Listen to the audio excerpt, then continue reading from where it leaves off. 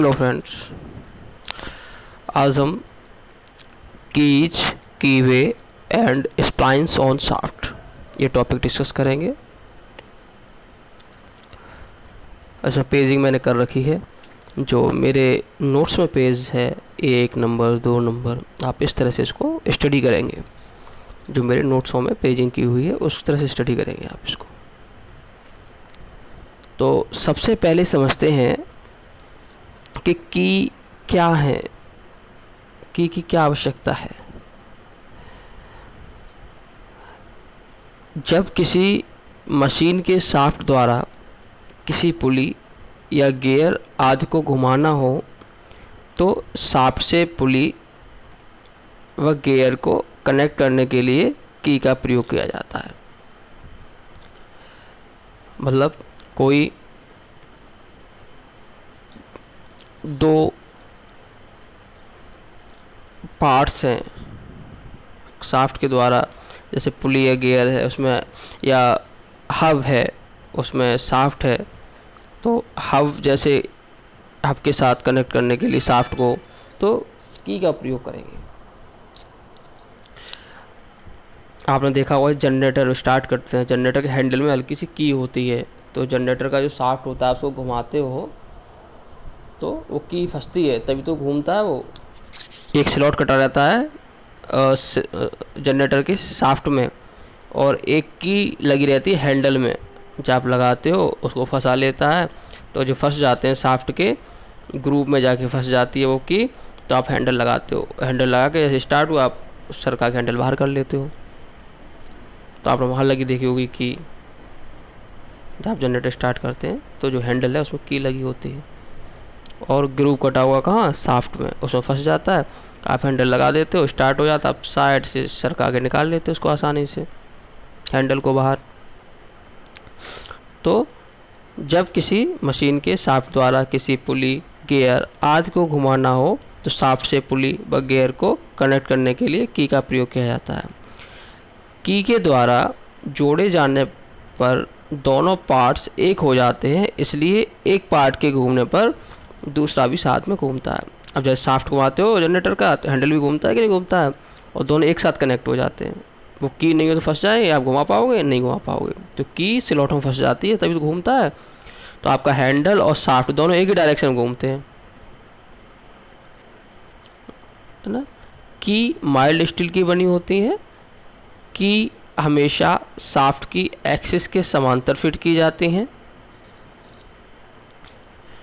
की हमेशा एक्सिस की समांतर फिट की जाती हैं।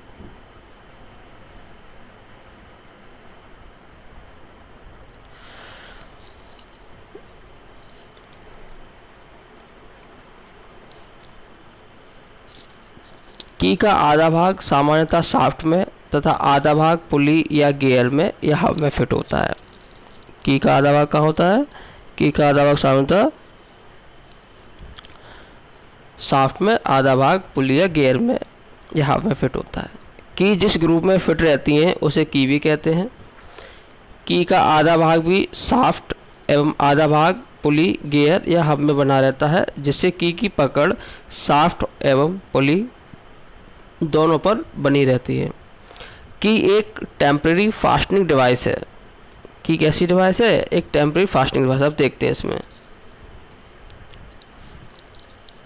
देखो अब ये है की, ये देखो ये हब है, दिस वन इज हब, ये हमारा हब है, ये शाफ्ट है। और जो आप देख रहे हैं इसके अंदर स्लॉट कटा हुआ, शाफ्ट में स्लॉट कटा हुआ है। शाफ्ट में मान लो ये शाफ्ट है हमारा, ठीक है, तो इसको ऐसे होगा, ये स्लॉट कटा होगा शाफ्ट में। तो और ये की थिकनेस है, ये की थिकनेस वो शाफ्ट में चली जाएगी पूरी, ठीक है, ये जो भी मोटाई है इसकी पूरी ये इसमें चली जाएगी। और हब में ऊपर से कटिंग होती है, जो है ऊपर जिसमें ये सरका के फिट किया जाता है, इसे ये हब के अंदर जो है उसे कहते हैं की वे।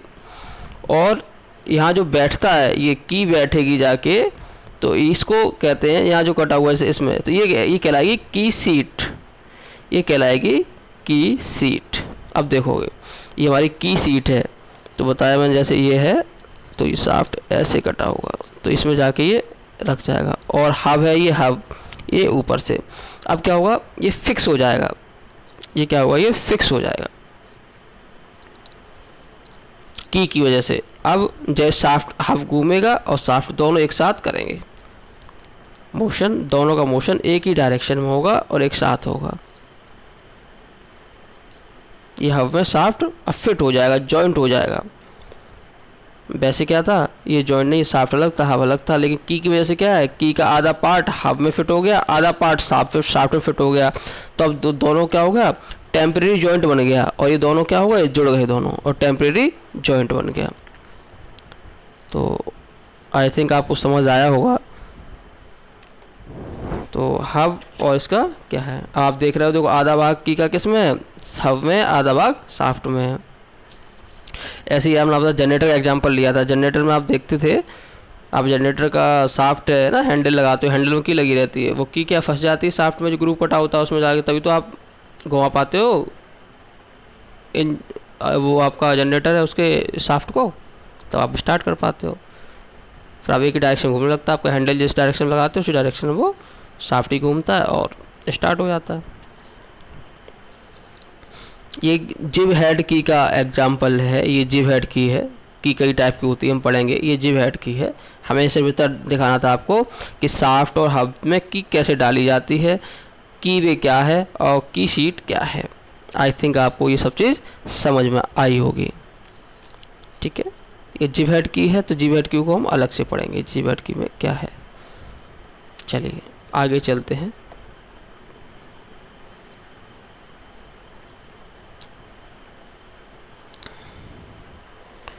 चीज़ों को समझेंगे, इंग्लिश में लिखेंगे। अगर बच्चे इंग्लिश वाले भी हैं, कुछ पूरी क्लास में लगभग कुछ बच्चे, थोड़े से 10% बच्चे इंग्लिश मीडियम के भी होते हैं, तो उनके में लिख दिया है, key is a piece of mild steel inserted between the shaft and hub to connect these together in order to prevent relative motion between them. Keys are used in temporary fastening. Keys are subjected to considerable crushing and shearing stresses.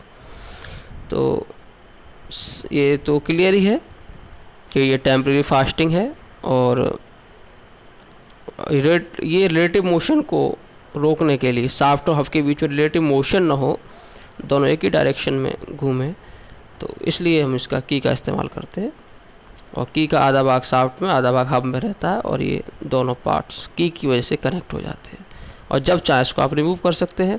और दूसरी बात ये है कि अगर कोई और joint हम करते हैं, तो जॉइंट अगर वो टूटता है किसी कारण से, ज़्यादा लोड आने के कारण, तो वो पूरा ख़राब हो जाता। लेकिन इसमें क्या है, अगर कोई लोड कभी ज़्यादा आता है, सिर्फ की पे लोड आएगा, सिर्फ की हमारी ख़राब होगी, की को चेंज कर लेंगे, तो हमारे जो महंगे पार्ट्स होंगे, महंगे मशीन पार्ट्स होंगे, वो ख़राब होने से बच जाएंगे, टूटने से बच जाएंगे। अगर कहीं ज़्यादा लोड आता है, सबसे पहले हमारी क्या फ्रैक्चर होगी, की का फेलियर होगा, सबसे पहले फेलियर हमारा की का होगा। और की को चेंज करना आसान है, उसकी कॉस्ट भी कम आती है। ये भी फ़ायदा है की का इस्तेमाल करने का, ठीक है। चलते हैं नेक्स्ट।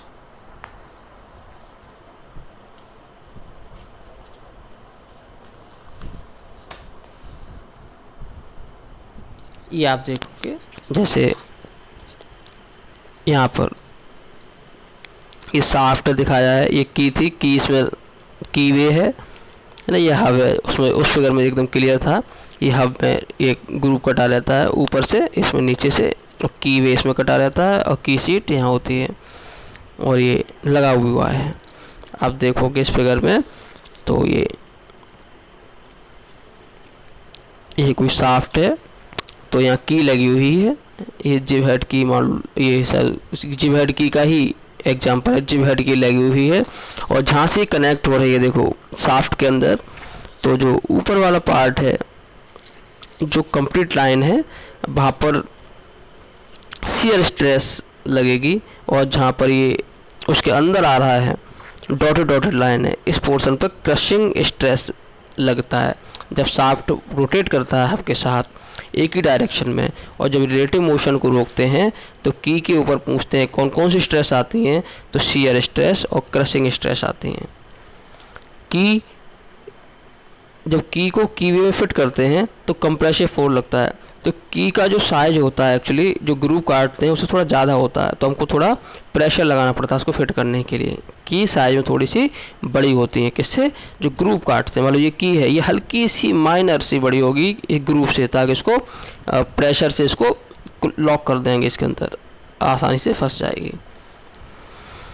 तो जब इसको की को जब की में फिट करेंगे तो कंप्रेसिव फोर्स लगता है। Crushing and shear force will exist when torque will transfer from shaft to rotating machine element. जो शाफ्ट किसी रोटेटिंग मशीन एलिमेंट से फिट होगा, जब ये टॉर्क ट्रांसफ़र करेगा शाफ्ट से रोटेटिंग मशीन एलिमेंट पे, तो क्रशिंग और शियर फोर्स लगता है। की जो है शाफ्ट और हब के बीच में फिट होती है, ये हम पिछले फिगर से देख चुके हैं। जब किसी पुली को शाफ्ट के साथ कनेक्ट करते हैं तो ये की पुली के बॉस में बस शाफ्ट में फिट रहती है। अब जैसे पुली को शाफ्ट के साथ कनेक्ट करना हो तो की कहाँ जाएगी? पुलिया, तो पुली के बॉस तो शाफ्ट में। जैसे मान लो ये हमारी कोई शाफ्ट है, ठीक है, हमें इसको पुली लगानी है, पुली से पावर ट्रांसफ़र करनी है, तो पुली होगी ना, तो हमें क्या करना पड़ेगा? एक ग्रुप हल्का सा काटना पड़ेगा, उस पुली पे भी एक ग्रुप कटा होगा, तो ये फंस जाएगी और इसमें रख जाएगी। तो क्या होगा? इधर उधर नहीं भागेगी ये, तो फिर इधर उधर नहीं भागेगी, यहाँ ग्रुप कटा होगा, वहीं भी ये पुली, ये बेल्ट इसी में रखी रहेगी हमेशा, ठीक है ना। ये पुली यहीं रखी रहेगी, ग्रुप नहीं कटा होगा तो क्या फिर शाफ्ट पे ये इधर उधर भागेगा, मोशन ही नहीं हो पाएगा सही। तो इसका थोड़ा सा ग्रुप इसमें काटेंगे, थोड़ा सा इसमें स्लॉट बनाएंगे और ये दोनों जॉइंट हो जाएंगे। बात क्लियर है? कीवे कहाँ फंसती है? कीवेज में की फंसती है। जो कीवेज और की सीट है ना, कीवेज इसमें कनेक्ट होगा हब में, और की सीट शाफ्ट में। इसमें ऊपर स्लॉट काटते हैं, इसमें नीचे स्लॉट काटते हैं, तो आधा पार्ट हब में चला जाता है, आधा पार्ट शाफ्ट में। बात क्लियर है? चलो, due to keyways strength of shaft reduce as compare to solid shaft up to 25%। अब मान लो कोई शाफ्ट है, ठीक है, ये हमारा सॉलिड शाफ्ट है। अब इसमें से हम की सीट काट दें मान लो, तो की लगाने के लिए, तो इसकी जो जितना पार्ट निकाल देंगे तो स्ट्रेंथ कम हो जाएगी ना। यहाँ मान लो थिकनेस ज़्यादा है, यहाँ थिकनेस उतनी कम रह जाएगी, तो जितना फोर्स तो पूरे शाफ्ट सेम आ रहा है, तो यहाँ थिकनेस कम रह जाएगी, इसकी स्ट्रेंथ तो कम हो ही जाएगी, है कि नहीं? तो इसकी स्ट्रेंथ थोड़ी सी कम हो जाती है, 25% तक स्ट्रेंथ कम हो जाती है, जहाँ से हम पार्ट्स में ग्रुप काट देते हैं। तो सॉलिड शाफ्ट के कंपेरिजन में जो की वेज जहाँ बना लेते हैं उस शाफ्ट की स्ट्रेंथ तो 25% तक कम हो जाती है। ये थोड़ा ड्रॉबैक है हल्का सा। की साइज की साइज जो है की वे से अधिक रहती है। ये बताया था मैंने, की साइज की वे से अधिक क्यों रहती है?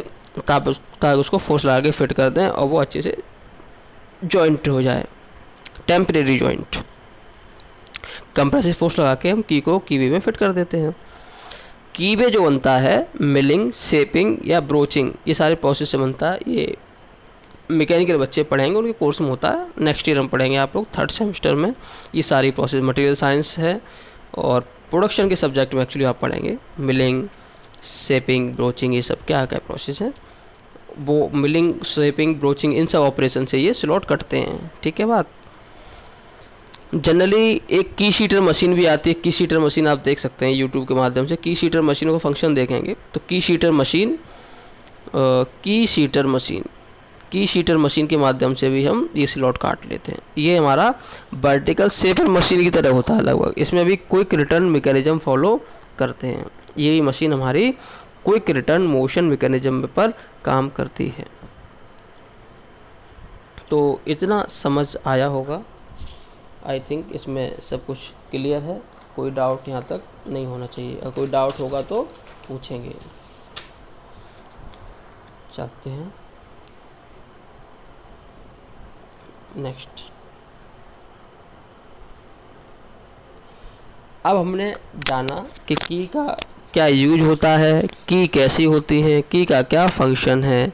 तो हमने देख लिया है ना, की का काम देखा, की किस चीज़ की बनी होती हैं, की कैसे फिट होती हैं, की का यूज क्या है, ठीक, इन सब बातों को हमने डिस्कस कर लिया, बेसिक इंफॉर्मेशन अबाउट की।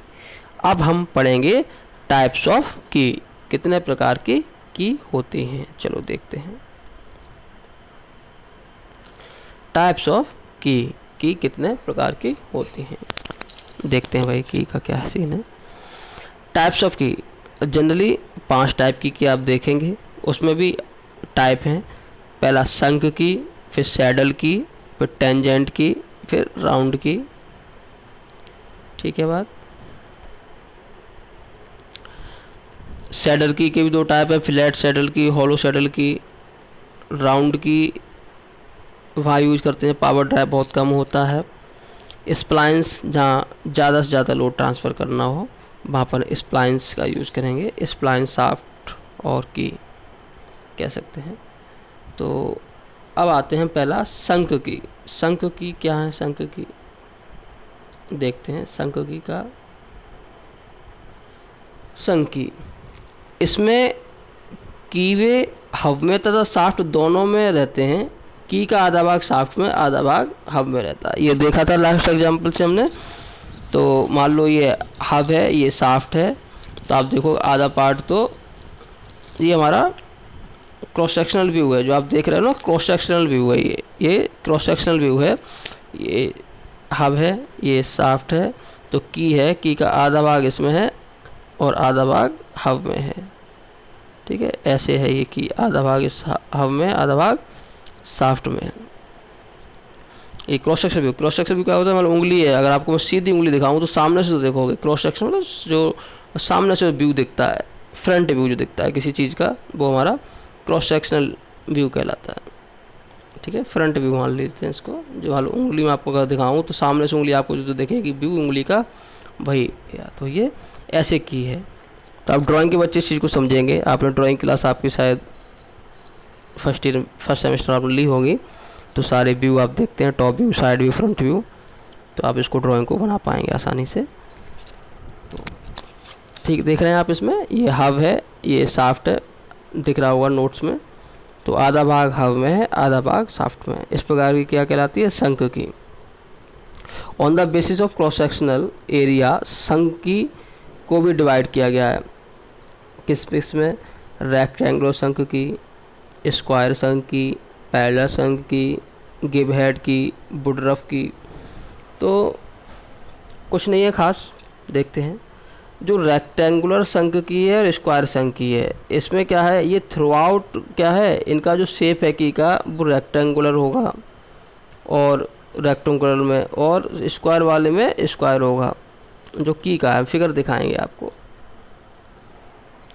लेकिन पैरेलल शंख की में क्या टेपर नहीं होगा, रेक्टेंगुलर में भी टेपर होगा। जिस सिरे से फिट करेंगे ना, वहाँ थोड़ा सा टेपर होगा ताकि आसानी से ये स्लाइड हो जाए और फंसी रहे अच्छे से। तो एक सिरे पर टेपर होगा। रेक्टेंगुलर केस में भी टेपर होगा, स्क्वायर केस में भी। लेकिन पैरेलल शंख की में ये टेपर पार्ट बिल्कुल नहीं होगा, इसके सारे सिरे पैरेलल रहेंगे। ठीक है। गिव हेड की, गिव हेड की के बारे में समझ लेते हैं। गिव हेड क्या होता है? यह टेपर कुंजी के एक सिरे पर एक सिर बनाकर प्रयोग में लाई जाती है तथा सिर को जो हेड होता है, सिर के ऊपर सिर, उसको जिब हेड के नाम से जाना जाता है। जिब हेड के कारण कुंजी निकालने तथा फंसाने में आसान होता है। इसका असेंबलिंग और डिसअसेंबलिंग आसान है। इसका एंगेजमेंट और डिसएंगेजमेंट आसान हो जाता है ड्यू टू गिव हेड, या जिब हेड ही बोलते हैं, गिव हेड भी बोलते हैं। ये आयताकार, चौड़ाई में समान तथा मोटाई में टेपर होती है। मीडियम टॉर्क ट्रांसफ़र करने के लिए हम जिब हेड की का इस्तेमाल करते हैं। अब जिब हेड की देखते हैं। जिब हेड की ये है, देखो ये है जिब हेड की, दिस वन जिब हेड की। अब देखो इसमें लेंथ और ये विड्थ है, ये इसकी चौड़ाई है, इसकी लंबाई है। अब देखो एक सिरा ये है, एक सिरा ये है। इसके ऊपर सिरे के ऊपर ये वाला सिरा है, ये सिरा है, इसके ऊपर एक सिरा ये और है। तो इसकी वजह से क्या होता है, ये इसका एंगेजमेंट और डिसएंगेजमेंट आसान है। इस सिरे पे फोर्स लगा के खींच लेते हैं, इसी सिरे फोर्स लगा के अंदर कर देते हैं, शाफ्ट और हब के बीच में। है ना। और ये टेपर होती है, देखो यहाँ से आपको दिख रहा होगा टेपर है, ये यहाँ से ये वाला सिरा टेपर है टेपर, ये टेपर होता है। इसी सिरे के ऊपर एक सिर और है, ये वाला, इस सिरे के ऊपर ये वाला सिरा और बना दिया था, इसीलिए इसको गिव हेड या जिब हेड कहते हैं। ये वाला पोर्शन इसका टेपर रहता है, ठीक है, और ये सीधे शाफ्ट में कनेक्ट हो जाती है, ठीक है। ये जो पूरी ड्राइंग बनी हुई है इसकी, ये थोड़ा टेपर है 1:100 के रेशियो में, ये लेंथ, ये विड्थ बोलते हैं इसको, और ये विड्थ है, ये लेंथ है, और ये इसकी थिकनेस है, ये वाली, ये यहाँ से यहाँ तक ये थिकनेस है, ये थिकनेस है, और यहाँ से यहाँ तक जो डिस्टेंस है ये 1.5t है, मतलब 1.5 ऑफ थिकनेस है, ठीक है। ये समझ में आया हुआ जिब हेड की। चलो हम बाकी भी अब डिस्कस करेंगे एक एक करके। तो जिब हेड की आई थिंक आप लोगों ने समझा, बात क्लियर है। चलो आते हैं जिब हेड की।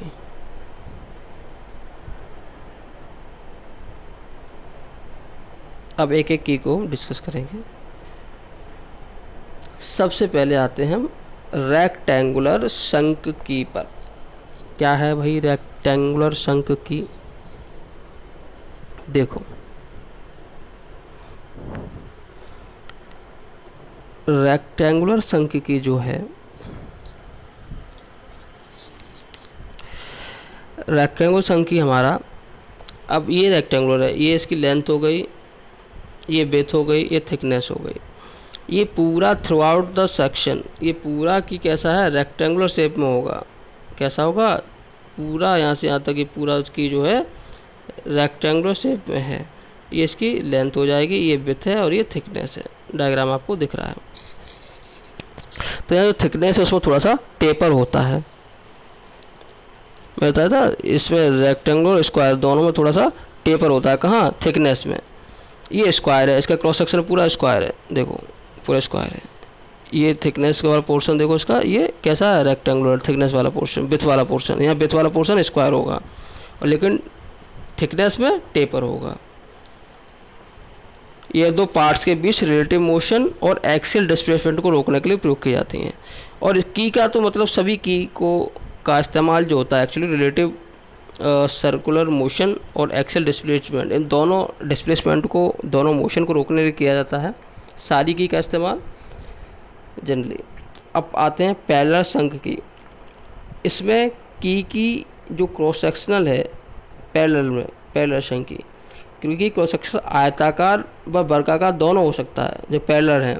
यह चौड़ाई मोटाई में समान रहेगी, ठीक है, ये चौड़ाई तथा मोटाई में समान रहेगी। ये लेस टॉर्जनल टॉर्क को ट्रांसफ़र करने के लिए प्रयोग किया जाती है। हल्की सी मरोड़ है उसको ट्रांसफ़र करने के लिए किया जाता है पैरेलल की का इस्तेमाल। इसमें हमारा फेदर की, बुटरफ की आते हैं। अब फेदर की क्या है? फेदर की ये फ्लैट है, देखो है ना, और ये पैरेलल ही होती है। मान लो एक ये है, एक ये है, हवा शाफ्ट, ये किसी दोनों में से किसी एक में इसको फिट कर दिया जाता है। फेदर की को दोनों में किसी एक में फिट कर दो और इसमें ग्रूव कटे होते हैं, इसमें होल होते हैं, होल होते हैं, तो स्क्रू से इसको फिट कर दिया जाता है। स्क्रू लगा के इसको हब या शाफ्ट किसी एक के साथ एंगेज कर दिया जाता है। हब में, शाफ्ट में इसको कस दिया जाता है। ये होल होते हैं इसमें फेदर की में। तो इस प्रकार की को शाफ्ट या हब में से किसी एक में टाइटली सेट कर दिया जाता है स्क्रू के माध्यम से। ये जनरली इसका यूज क्या होगा? ड्रिलिंग मशीन के स्पिंडल में और क्लचेज में इसका इस्तेमाल हुआ था। क्लच है ना, और ड्रिल मशीन का स्पिंडल है तो हम वहाँ पर इसका इस्तेमाल करते हैं। तो फेदर की आपको समझ आई होगी। ये देखते हैं और डायग्राम देखते हैं इसका, शायद फेदर की का ये जैसे फेदर की दिस वन, ये फेदर की है। तो ये शाफ्ट है जैसे ना, ये शाफ्ट के अंदर इसको कर दिया कनेक्ट स्पेशली, तो उसमें ग्रूव करने की जरूरत नहीं है। इसको फिट करेंगे हब में तो फिर इसको इसके साथ टाइटली फिट कर दिया इसी के साथ। ये देखो इसमें होल कर दिए, शाफ्ट में होल कर दिए और इसमें होल रहते ही हैं और स्क्रू से दोनों कनेक्ट कर दिया, ख़त्म। और बस ये उसमें सीधा डाल दिया था। इसके साथ ही परमानेंट टेम्परेरी अटैच्ड हो जाएगी हमेशा के लिए। ये कस के अटैच कर देते हैं इसको, क्या इसके साथ कस देते हैं स्क्रू के माध्यम से। आप देख पा रहे होंगे फिगर से, शायद ये क्लियर हो। तो इतनी बात क्लियर है। तो ये फेदर की, या हिंदी में कहते हैं पंख कुंजी, ये आपको समझ आया होगा। चलते हैं नेक्स्ट।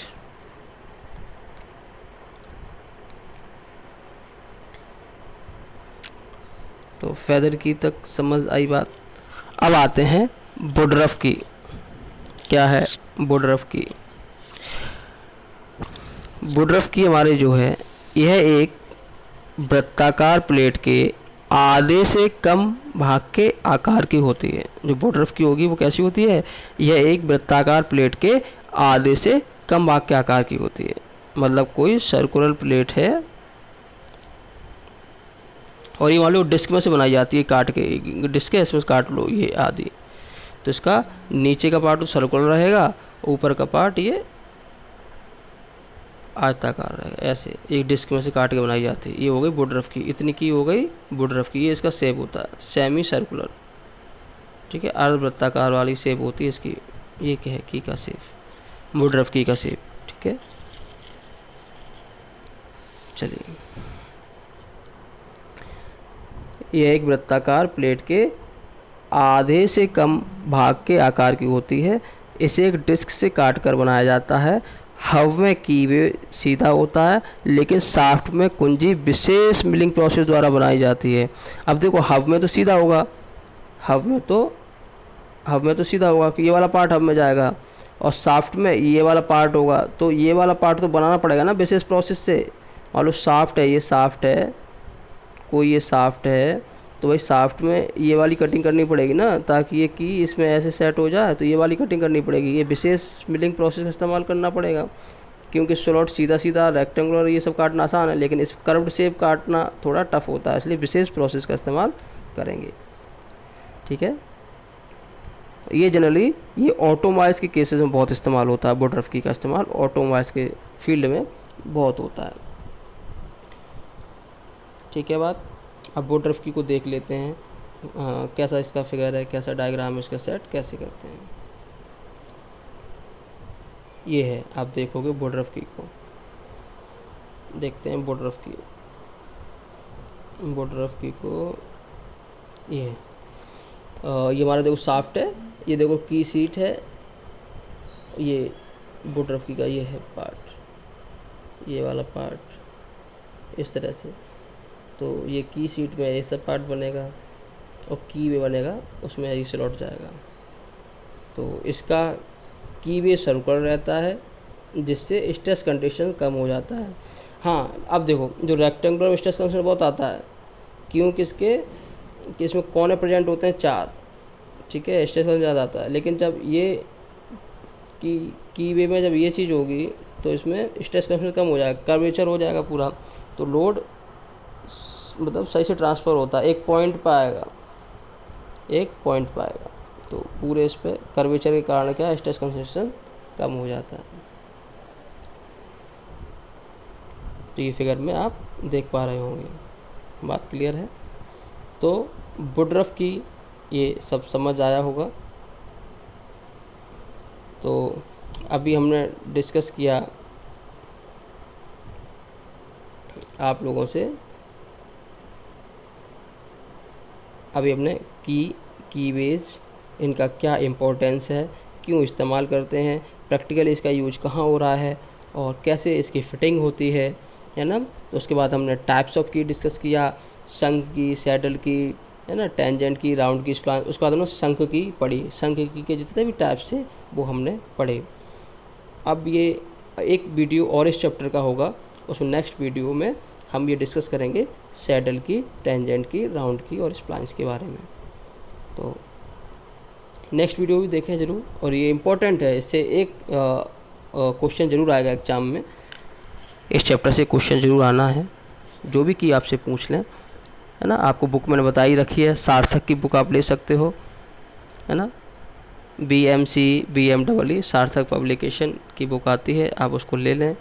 और बाकी मेरे नोट्सों से आप पढ़ें, ये सफिशिएंट है। क्लास करें, बार बार देखें, कोई चीज़ समझ नहीं आ रही है तो, और कोई क्वेरी होगी तो प्लीज़ आस्क। ठीक है, नोट्स भी मैं शेयर कर रहा हूँ, आप इसको अपने हैंड राइटिंग में भी बना सकते हो।